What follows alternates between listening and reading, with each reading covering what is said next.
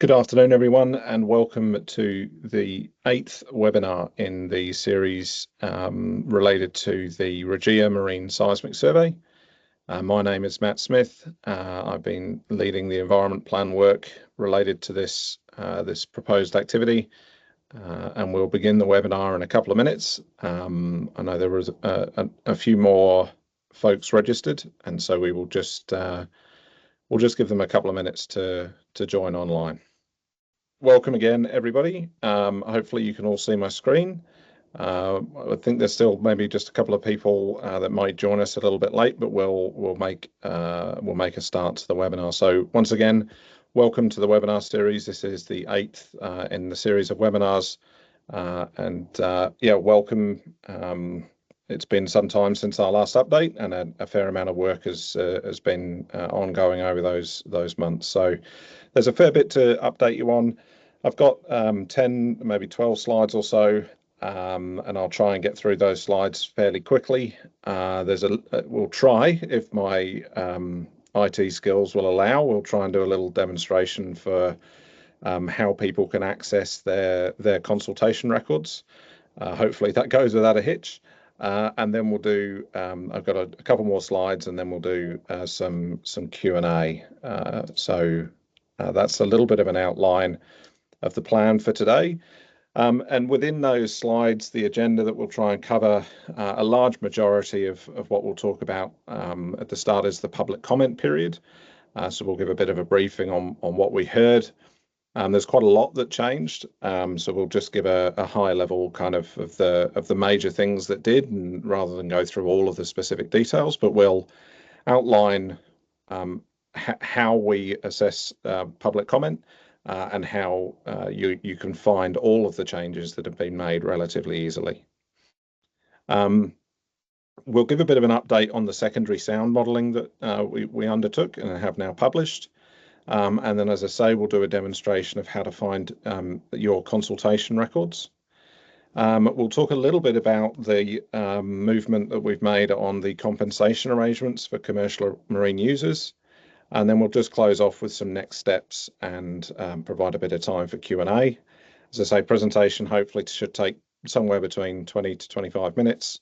And then we'll jump into the Q&A for as long as we need. Actually, just before I carry on, just for everybody to know, I think it was on the first slide anyway, but this session is being recorded, and the video will be uploaded onto the Regia website, hopefully within the next 24, 48 hours, something like that, hopefully by the end of this working week. So for those of you that maybe are new to the Regia Marine Seismic Survey, the Regia is the name of a survey proposed in the Otway region. You can see the map on the screen there. And there's a little bit of information there about seismic surveys and the fact that they're a technique used to explore and map the subsurface of the ocean floor. The presentation will assume a fair amount of knowledge about the last 15 months or so that we've been engaging with this project, and I'd encourage anybody who maybe needs to receive some of that background to go and watch the previous webinars in this series to get up to speed. And each of the webinars I've presented a little table here on the slide which explains the activity planning parameters. And obviously the first thing to note is that our earliest start date is now in the past, which is the 1st of April 2024. And so within the environment plan, we have some months that we've excluded. Those are months of high biodiversity and high biodiversity and productivity. And so the next window, technically, that we would aim to start in would be the 1st of September this year. However, given we're already in July and the amount of time that needs to lapse between getting an NOPSEMA acceptance to proceed and the activity actually commencing, the reality now is that the earliest that an activity under a future accepted environment plan could start is the 1st of April 2025. All of the other parameters remain unchanged, though. So the latest finish date, the survey duration, and the maximum number of acquisition days remain unchanged. So a bit of a summary about public comment. Public comment is very different from the consultation process that we undertook in the sort of 11 to 12 months leading up to public comment. It's a parallel process that allows, as it says, the public or the community at large to engage in providing feedback and input into the planning and assessment process. And so that process was underway between the 25th of January and the 26th of February, a total of 32 days. And during that time, submissions are made to NOPSEMA, which is the National Offshore Petroleum Safety and Environmental Management Authority. And those submissions are then passed on to CGG, who is the title holder for the Regia Marine Seismic Survey. In total, there were 14,879 submissions made, and you can see the breakdown on the screen there of how many of those were received through petition emails and how many of those were received through the proper portal provided by NOPSEMA. And the public comment process really does play an important role in providing that a mechanism for anybody to make submissions directly to the government, directly to the regulator. And so there is a different dynamic at play. But what we have to do as a title holder is to then provide an aggregation and response to those public comments. And so within that, we provided we aggregated all of the submissions, and we break each of those submissions down into the relevant sort of component parts of those submissions. And we then, we created in this instance 13 themes and concentrating on individual key matters. The sort of summary of all of this is that there were 40 of those key matters. There were 46 of those that resulted in some amendment to the environment plan, which includes amendments to the activity scope, duration, or particulars of the activity, particulars of the control measures, the performance standards, or other parts of the environment plan. So a variety of changes that are made. Just in terms of the structure, so that you'll be able to see when I go into the demonstration in just a moment, a little bit about how these things are structured. So that's a thematic response that we have to prepare. So there were 13 themes, and then there are individual matters that kind of come out of those themes, and you can see the example on the screen there related to marine mammals. And then there are multiple claims, and so an individual submission could have many claims within it. And our responsibility is to break those down to find the individual claims and then address each of those claims in the title holder's report on public comment. And that report is now available online. And when we go to the demonstration, I'll show you this report.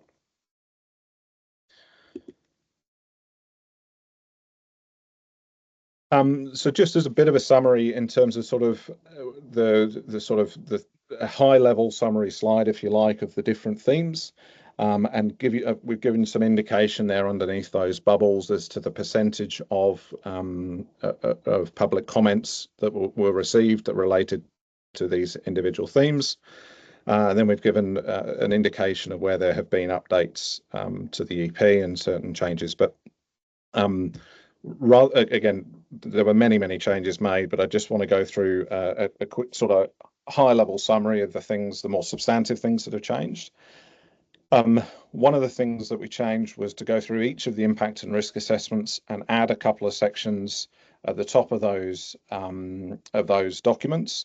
And so most documents within the environment plan, which is a large document, but each of those sort of appendices that related to impacts and risks have now got a section at the top of those that relate to the comments that we received during the relevant persons consultation process, and then comments received through public comment. So they're now section 2 in a lot of those documents.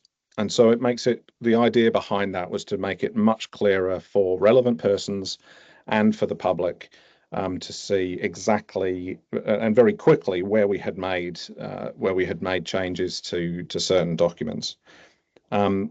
We have also clarified the buffer around Dean Mar or Lady Percy Julia Island. There was originally a 10-kilometre buffer in place, and that was actually driven by initially driven by the marine mammal colonies. Just let somebody else in here. That was originally a buffer that was in place around Dean Mar for the marine mammal colonies on the island.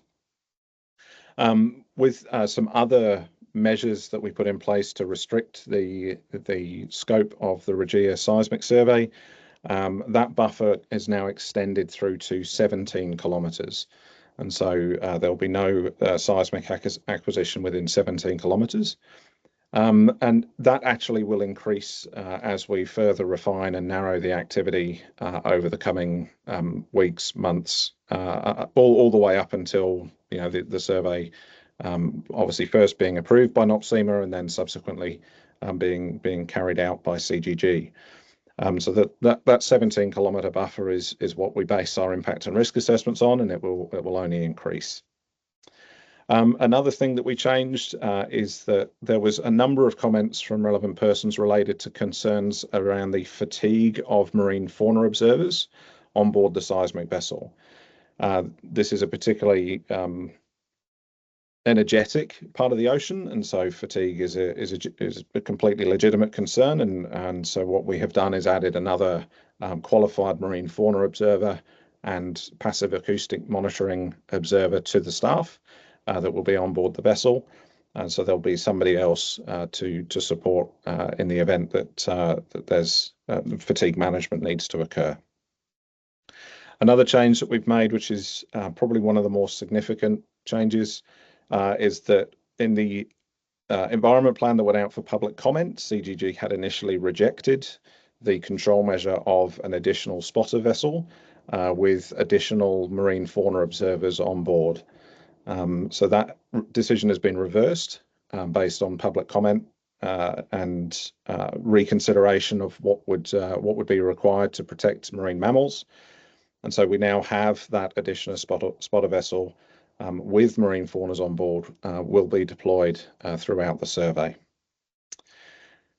Probably the other most important thing is that we did a lot of further analysis associated with specific receptors that we had concerns on through public comment. And so those, just to name a few, were King George whiting, the effects on local divers, on glass eels, octopus, abalone, and pink snapper. And the spawning patterns of a majority of fish in that area. I've got a notification here saying somebody's struggling to get in, but I don't seem to be able to let them in. Okay, that's a bit unfortunate. We'll see what happens there.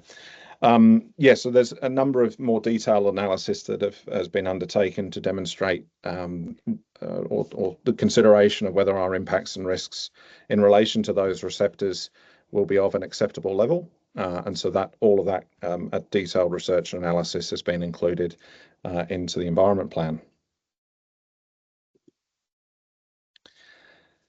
So what you'll actually see in the title holder report is it's quite a long document.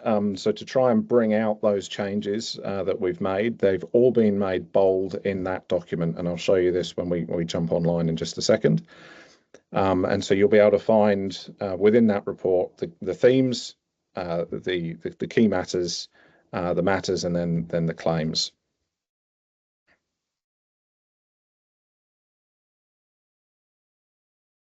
Okay, one of the things that happened as a result actually of relevant person consultation, so when we were out engaging with commercial and recreational divers, there was a request to understand more detail associated with what the sound level, received sound levels at certain receptor locations would be in this area. And we acknowledged also that our initial modelling, which was done more than a year ago, in fact, very early in the piece, catered for a bit, admittedly, a closer survey that was one closer to the coastline, but also extended or didn't extend eastward. So it became apparent to us probably about halfway through the consultation process that we needed to commission a second round of sound modelling to cater for those two differences. So once again, just the differences of moving slightly further offshore and extending the survey towards the southeast. And actually, they come up with. We're really pleased that we did the modelling because there was some slightly different results when we modelled for the activity limitation that we would not acquire in waters shallower than 50 metres. And that was a slight extension to the overall distances associated with the effect level thresholds on various receptors. Some of those distances increased by tens of metres and some increased by hundreds of metres. And so there was a need to put in these extra buffers or make sure that we'd got our buffers correct. One thing in particular that we found as a result of the secondary sound modelling was that the locations that were modelled very close to Port Fairy. So if you can see I think you might be able to see my cursor, but just up around this area, at the closest point of the survey to the shore. So this is at the Port Fairy Lighthouse. We had exceedances of amenity thresholds for divers by about a decibel. So very, very close to the threshold, but exceedances nonetheless. Now, we do know that we will be further narrowing the activity over time, so we're very confident that we're going to be able to get those thresholds at those locations below the amenity value thresholds. Exactly what they'll be, we'll have to understand in time, but we have made a commitment in the environment plan at the moment to exclude the very sort of tip of the northwest corner of the survey, just to make sure that we do fall below those amenity threshold values for commercial and recreational divers in the region. All of the other receptor locations which were given to us by the commercial and recreational divers that we consulted with, and you can see those locations on the map and in more detail in the modelling report, which is fully published online. All of those were given to us as sort of key dive sites or areas of particular interest for the community that obviously uses dives around that area.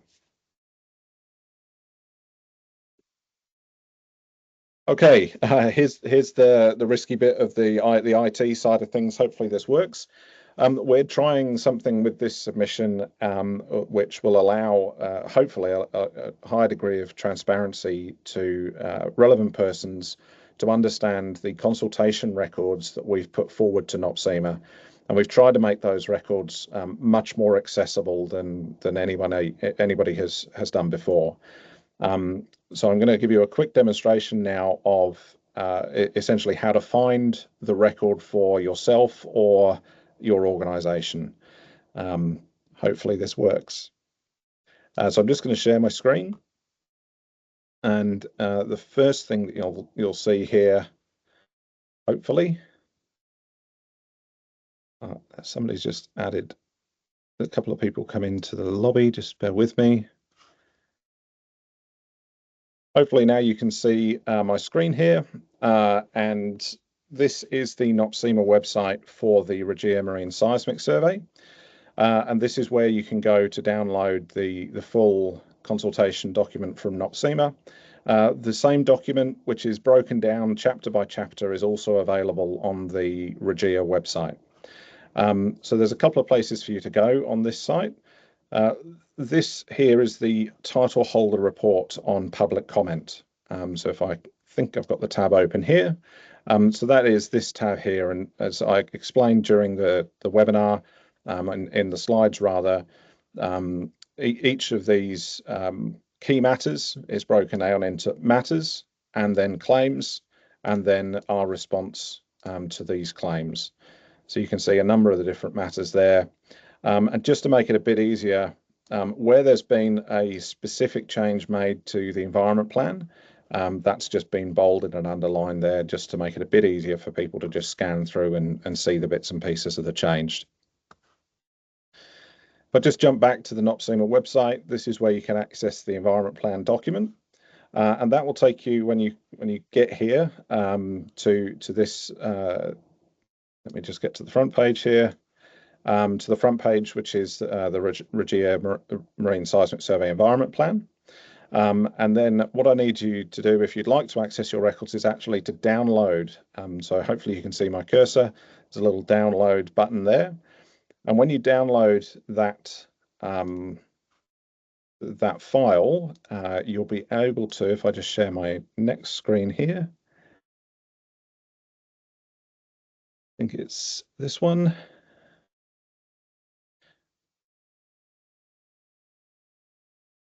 What you'll get here when you come into the environment plan in the PDF, you'll click on this little button here. It will give you all the bookmarks for all the areas and the appendices that are in the environment plan. If you scroll down to the public comment report, which is C2, and you click on this, this is the document that gives you the report on all consultations. In this document, if I can zoom in a little bit just for a second. Okay. In this document, there's a number of links that are attached, and this is why you need to download the document to be able to access the links within these paper clips. And so what you're going to do here is simply just double click on the paperclip. It's probably easier to search in the Excel documents. We provided them as PDFs and in an Excel document. And so if you double click on this document, you'll get a pop-up box, which won't show here. And I just need to share a different window again. And what that will pop up with is this spreadsheet. So it looks like a really big spreadsheet. I'm not going to be presenting on any of the detail, but what you'll need to do at this point is to jump to the name of the organization. So there are filters at the top of the spreadsheet, and you can search. So let's just search, let's say AMSA, the Australian Marine. So we deselect all and let's find AMSA, which is going to be, there we go, AMSA. And what you'll see in the background here is the spreadsheet has jumped to AMSA, and we've now filtered to all correspondence that we've received from AMSA. And you can see the documents that were provided and a summary of the correspondence between ourselves, CGG, and AMSA. So all of the organizations are in this spreadsheet. And if I just jump back to, here, all of the individual people, if you're not affiliated with an organization, all of the individual people can be accessed by clicking on this part of the report. And again, hopefully you can see my cursor, but it's the report on consultations for persons. Now, obviously, personal information it needs to be restricted. And so what you'll find when you open that spreadsheet is an ID number or a list of ID numbers. So if you're interested in seeing your personal records, if you've consulted as an individual, then all you need to do is write to the Regia inbox with the email that we've been corresponding with you. We'll probably just give you a phone call just to verify that it is you. And once we understand that, we will then provide you your unique stakeholder or relevant person ID number. And so then you'll be able to access the spreadsheet, and you'll be able to get you'll be able to see your records specifically. So to our knowledge, nobody's ever done anything like that with regard to consultation and the accessibility that we're trying to provide to relevant persons. And so, yeah, we'd really like any feedback. And if you want to see those records, then obviously let us know. Okay, just a few more slides just before we go into the Q&A. So we've got a new initiative that CGG are part of, and we're partnering with TGS and ConocoPhillips Australia, who also have activities in the Otway region, to institute a thing called the Otway and Marine Industries Coexistence Cooperative. And it's an initiative to promote sustainable coexistence between commercial marine operators and petroleum title holders. And the first initiative within that banner is the Otway Adjustment Protocol. And so as we've been very clear on since we started consultation, CGG and these other title holders, and indeed most title holders now institute an adjustment protocol or a compensation arrangement. We've been engaging with commercial fishers to institute a fair and evidence-based compensation process as a result of unavoidable interference in our activities. And obviously the primary point around the management of any interference between commercial fishers and petroleum title holders is first and foremost to try and cooperate and avoid that interference. But we do recognise that our activities potentially go into historical fishing grounds for people that rely on the ocean for their commercial activities. And so there should be a process in place, and we try to streamline that as much as possible and make it as easy as possible for commercial fishers to understand our activities and also to make a claim. The consultation that we've done in addition to the relevant person consultation is that we recently went out to all commercial fishing license holders for a 2-month period with a draft protocol, which is available at omicc.com.au. And that protocol received a number of comments from commercial fishers that we received just in the last week or two. So now the process is for these title holders I've just mentioned to consider the feedback from commercial fishers and commercial fishing associations and to make any changes to the protocol as a result of their feedback. We will then be going out to commercial fishers in the region in Tasmania and Victoria to communicate the changes and basically institute the process and make sure everybody's clear about how things are supposed to work and basically clarify any questions and things that they may have. So we hope to be back out with the commercial fishers certainly before the end of the year, well before the end of the year, I would have thought. So this slide is now just moving on a little bit into the current status and next steps. So the timeline that you can see there sort of gives you a bit of context as to the project so far. We started consultation back in January 2024 and released a number of documents over the coming months and performed consultation over that 11-month period or so. And that included, I suppose I should say, our original consultation period was designed to be about 5 or 6 months. And then due to a combination of factors being that, a huge amount of interest and a large number of relevant persons being identified, that consultation process was extended. And it was further extended then as a result of some difficulties getting hold of some people and requests for more time. And then it was extended a third time as a result of some feedback from the community associated with the prospect of the Regia marine seismic survey being open for public comment at the same time as other environment plans. And so CGG took the decision to respond positively to that feedback and delay our submission for public comment until after the summer break. And so we put that through to public comment then, as I said earlier in the slides, on the 25th of January. Public comment closed then at the end of February, and we spent a couple of months processing those nearly 15,000 submissions. And then we have submitted our environment plan with all of those changes through to NOPSEMA. That was, from memory, I think it was 11th of June. I should have put it on the slide, early June. And NOPSEMA notified us pretty quickly that they would need more time to make their first decision. And so they have extended that time frame through to the 27th of August, this year. And so just to give you a flavour of what happens next with the NOPSEMA assessment process, there's a couple of things that happen really from CGG's side of things. Obviously, we're in a position now where we've submitted our document for a regulatory decision.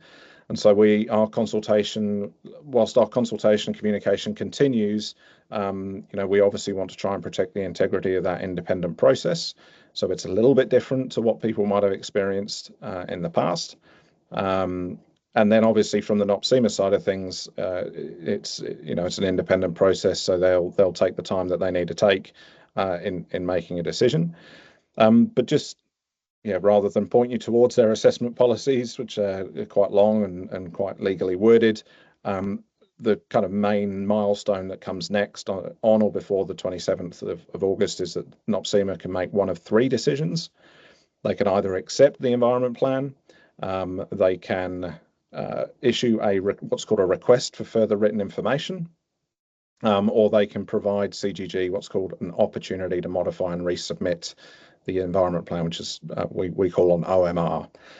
So it's very typical for an environment plan, particularly of this type in this location, to have multiple decisions over potentially a 6-month process, if not longer. That's perfectly normal. We certainly are anticipating that we will get probably a request for further written information, or possibly an opportunity to modify and resubmit. To my knowledge, there has only ever been one environment plan accepted at the first submission. So we don't think that is likely, but it legally is possible. So that's a little bit about the current status of the environment, a bit of history, a bit of current status, and a little bit about the next steps. And obviously, I can take questions and things on that in just a moment. Just some other next steps. Obviously, the EP has been updated, it's been resubmitted, and CGG have taken the decision to publish that environment plan in full, which is only available on the Regia website. That's not a step. You won't be able to find the fully updated environment plan. You'll only be able to find the public comment version and then the changes in the title holder report. So that's up on the Regia website. We've updated the website, as I say. You can find the title holder report on the website. Ongoing consultation does carry on, so we don't just shut up shop and go completely quiet, notwithstanding the need to protect the integrity of that process. So if people want to consult with us, they absolutely can. And the final note there before I go to Q&A is that it should be expected that either as a result of NOPSEMA's decision-making processes, further consultation, new science, new literature, new technologies becoming commercially viable, all of those things will likely result in further narrowing and refinement of the proposed activity. And that all goes into the wash of the refining our assessments. And that continual process of refining has been a theme for us through consultation over the last 15 months, and will continue to be a theme all the way through to the activity, hopefully being accepted by NOPSEMA and then afterwards as well. So that's all the formal slides. I went a little bit over time. The demonstration took a little bit longer than I wanted, but we'll go to Q&A. And to do that, there's a couple of ways you can do that. One is the chat function. So you should be able to find the chat function at the top of your Teams window, or you can do that straight through the Q&A function, which also should be available to you at the top of the window. I'll be monitoring both. So yeah, just let me know if you have any questions. Let me have a look if we've got any. Ben, you've got a question here. What do you mean that it's a little bit different from what we've experienced in the past in relation to the EP being actively reviewed by NOPSEMA? I'm not 100% sure I know which thing you're talking about there, Ben. Sorry. Oh, and the protecting the integrity of the process. No, that's simply just a note. NOPSEMA is an independent regulator. They make decisions based on the principles of law, and so one of those being a natural justice process, which is part of what's enshrined in the consultation provisions. And the way that the legislation sort of works is that when CGG make a submission, we make a submission on the basis of belief that we have complied with the law. And then it's for NOPSEMA to decide whether or not we have or not. And if we have, then they accept the environment plan. And if we haven't, then they offer us different opportunities.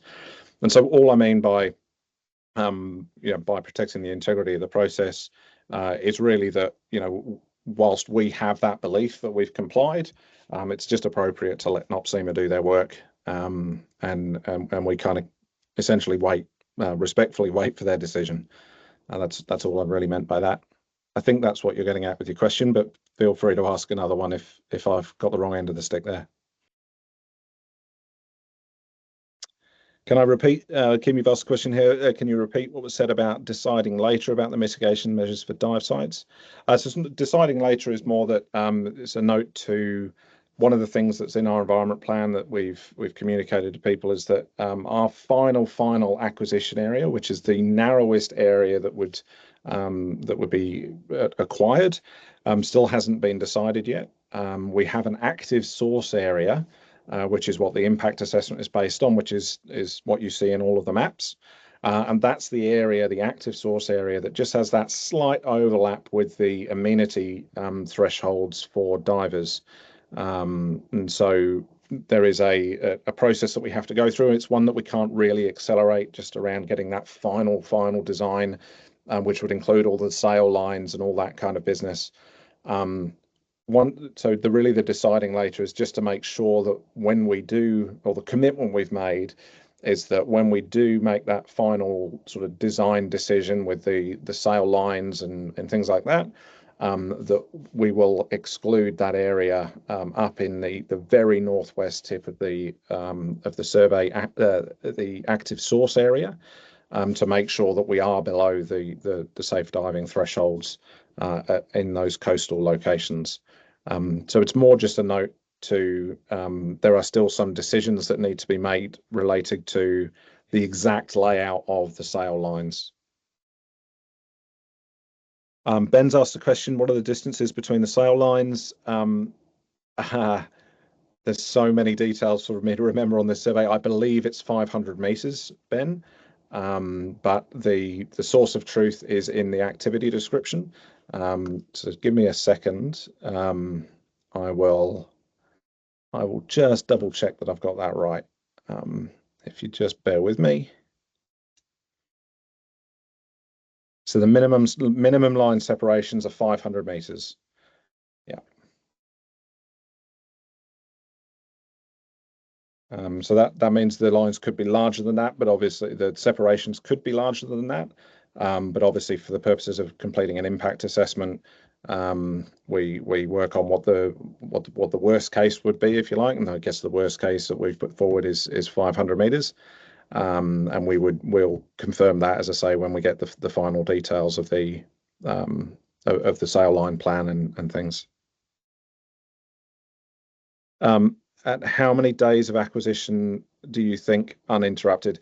So very rare that any seismic acquisition is uninterrupted. So it's very normal that there would be weather or maintenance downtimes, and probably also whale related downtimes. So uninterrupted days it's not an expectation. But I can say that the limitation in our environment plan is that there will be no more than 60 days worth of acquisition. Now, if we were to have an uninterrupted survey, which, as I say, is almost impossible, I would say. But just to give you a ballpark figure, we anticipate that given perfect weather, no maintenance, no whale downtime, all of that, it could be 35 days, could be the fastest possible acquisition. But as I say, that isn't, that's not our expectation at all. Hi, Zoe, you've said, apologies if I've missed it, but is there a process to respond to the responses from Regia? Respond to the responses from Regia. Do you, maybe, Zoe, if you could clarify, do you mean respond to the changes that we've made because of what we heard during consultation? I think yes, that's what I mean. Okay. Essentially, the way that the regulations work is that there's kind of two parts to this answer. One is, the short answer is yes. I'm looking at the list of people that are on the call. I think you're all identified as relevant persons, and you would continue to be identified as relevant persons. So, there is part of this, which is, of course, people can continue to engage with us and communicate, and that's part of ongoing consultation. So that's kind of the first more practical part of the answer. Then there's the slightly more complicated answer as it relates to the NOPSEMA assessment process and what the regs, and this goes to my point around the trying to protect the integrity of the process. So there's this, I don't know what quite the best way to describe it is, but clearly there is a gap between us making a submission of an environment plan through to the time at which NOPSEMA accepts that environment plan. And so there's this sort of, I hesitate, but maybe it's like a limbo period where you've submitted your environment plan, but you haven't received acceptance. Now, during that process, as it relates to NOPSEMA's decision making, the principles of natural justice in law apply, meaning that the consultation needs to be carried out as specified under those regulations, and then also the public comment needs to be carried out as specified under those regulations. And so those regulations are built with the principle of natural justice for the relevant person or the community member that makes a comment. And so the idea is we as CGG put our position forward. The relevant persons or the community members make comment through those two processes, and then Regia has a right of reply, and then NOPSEMA has to make a decision based on that information. Now, so that's kind of the process that is enshrined in law. And then there's just the practicality of, like, if anybody reads through our information and documentation and then has further questions, like, of course we're going to respond. And that's, yeah, that would just be the normal practical thing to do. And so we will, as CGG, will continue to do that. So yeah, that's it. There's a bit of a two-part answer, which I've butchered a little bit, Zoe, but hopefully that answers your question. Ben, you've asked a question, and NOPSEMA accepting feedback.